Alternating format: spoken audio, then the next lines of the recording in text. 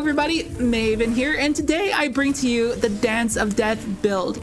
Now this is based around the Radiant Dance Machine's Exotic Hunter Boots, as well as the Deathbringer Exotic Rocket Launcher. Now this build is kind of a meme, it's kind of a fun niche thing to do. However, it is meant to do insanely high burst damage, so it could be implemented potentially somewhere in the game, potentially in speedrunning. And now I did see somebody do this setup in a YouTube video, and I wanted to take this build and implement my own personal touch and try to elevate it to the next level. However, I love to give credit where credit is due, but I tried to search for that video again and I could not find it. So if you know the person who made that video, please leave a comment down below. I'll pin you. I'd greatly appreciate it. So with that, I'm going to show a quick little clip of what this build is meant to do, and stay tuned for the full build breakdown. Hope you enjoy.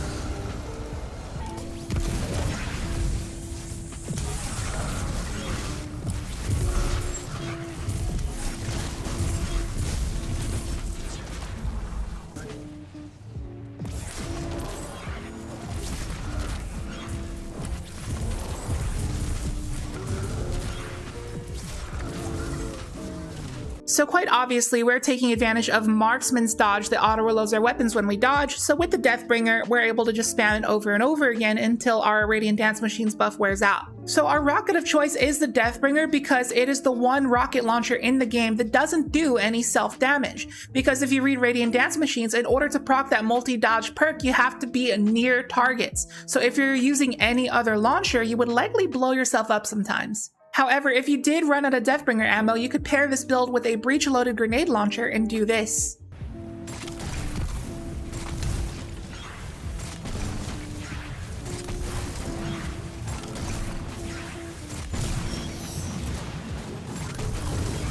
And the perk Demolitionist is just a good perk anyway, but the main reason that we have Demolitionist is because this is also a grenade build. And for those that don't know, on primary and heavy weapons, Demolitionist gives you back 10% of your grenade energy, but on special weapons, it gives you back 20% of your grenade energy. So it's twice as effective on special weapons. So that's why it's really good here. But the main reason that this is a grenade build is because we're trying to take advantage of Echo of Instability that says that defeating targets with grenades will grant volatile rounds to your void weapons, making it so that the shots from them will make the targets volatile and they'll have those fun little void explosions that do extra damage. And because Deathbringer is a weapon of many projectiles, it's going to take very great advantage of those volatile rounds. And with our void grenades, we're running Echo of Undermining so that our void grenades weaken targets, which is kind of like another pseudo debuff when we're going for that boss damage with our Deathbringer. And on top of that, we're running Stylish Executioner so that defeating a weakened or volatile enemy will grant invisibility.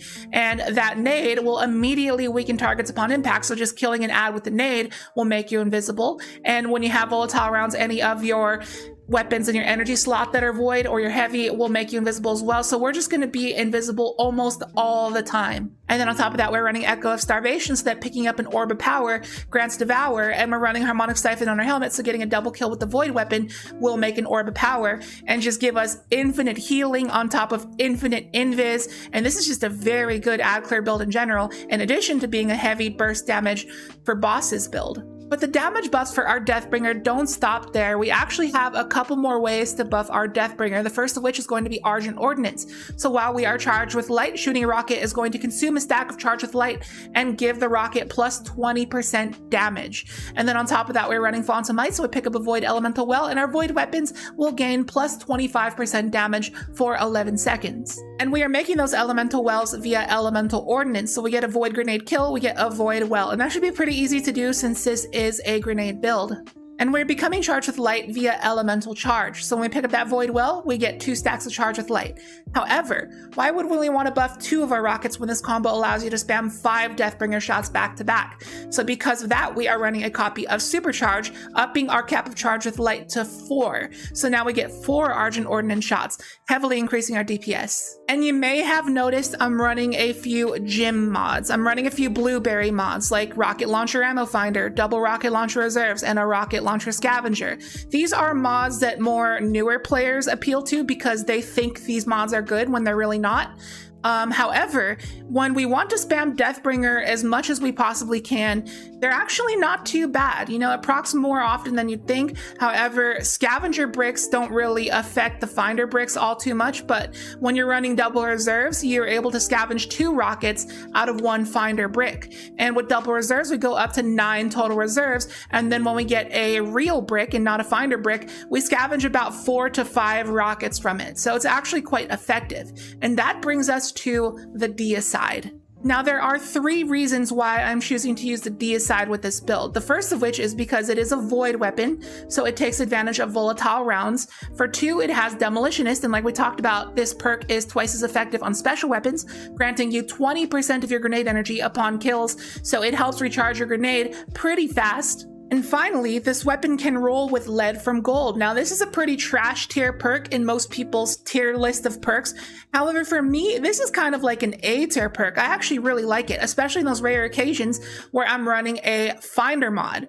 And when you scavenge a finder brick, it's going to count as an actual brick of special ammo. So if you look at this clip here, I run over a finder brick and I get 7 special ammo. I go over a real brick and I get 7 special ammo, the same thing. So just like that, from picking up our heavy ammo for our Deathbringer, we get 2 full clips of shotgun ammo. Basically, you can main this thing as if it's your primary weapon because it's so ammo efficient with this perk. However, if you wanted to run a void primary weapon and you didn't have a good void shotgun, a weapon that I would highly recommend is the Unforgiven because it can roll with demolitionist in the left column and adrenaline junkie in the right column.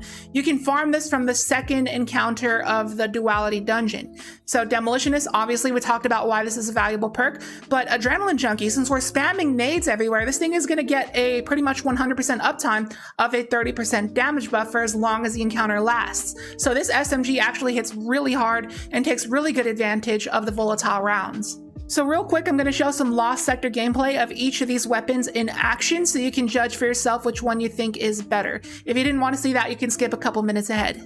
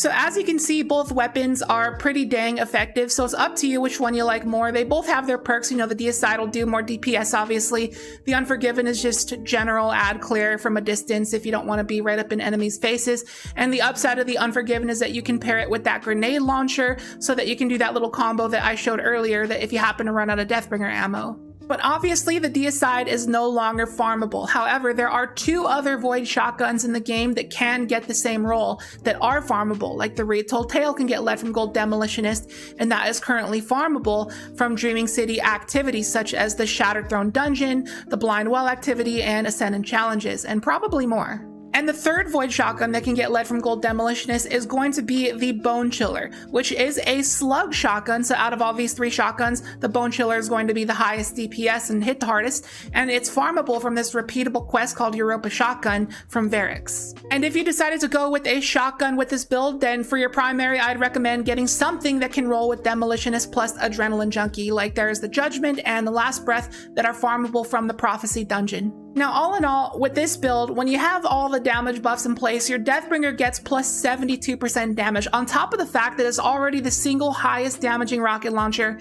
in the game. And it's obvious that the higher up in the air you shoot the Deathbringer, the projectiles will do more damage. They'll become yellow numbers and do crit damage. I would recommend going for that and shooting up in the air if you're fighting a slow, chonky, stationary boss. However, if you're fighting a more nimble boss, or you're just in a very crowded situation, I would recommend shooting the floor. And the reason for that is because, you know, with all these buffs, it still does pretty insane damage, first off. And second of all, you can make sure that you can actually see your target and see where they're moving, and just make sure that those projectiles are connecting. Because when you shoot up in the air, a lot of your projectiles tend to veer off, maybe seek other targets, and maybe just whiff. So shooting the ground is not really a bad thing to do.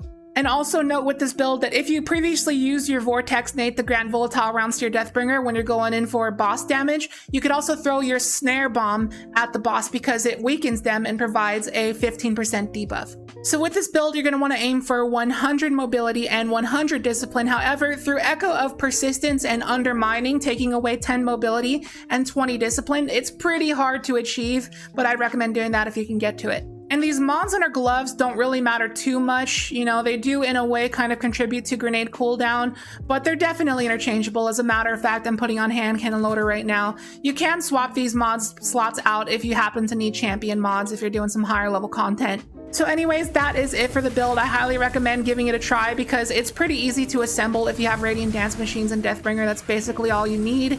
You can really impress your friends with that crazy combo. They won't see it coming. The biggest downside of this build is that because we're rocking double reserves, we can't have any resist mods, and because of our setup with our stats, our resilience is pretty low. So it's kind of like a glass cannon build, but the Stylus Executioner and the Echo Starvation really help with survivability. So I'm myself going to be messing around with this build for a while because it is a ton of fun. So thank you so much for watching the video. I hope you enjoyed it. If you did, be sure to hit that like button and leave a comment down below. Those 2 actions really help the algorithm and the video's performance. And if you're new and you enjoy Destiny 2, PvE and PvP, weapon testing and builds, then you've come to the right place because we do that a lot here. So consider dropping a sub. And if you have any ideas that can help contribute to make this build better, feel free to leave your ideas in the comments down below. And with that, for the rest of the video, I'm just going to show some strike gameplay with this build. Hope you enjoy, and I'll see you in the next video. Peace out.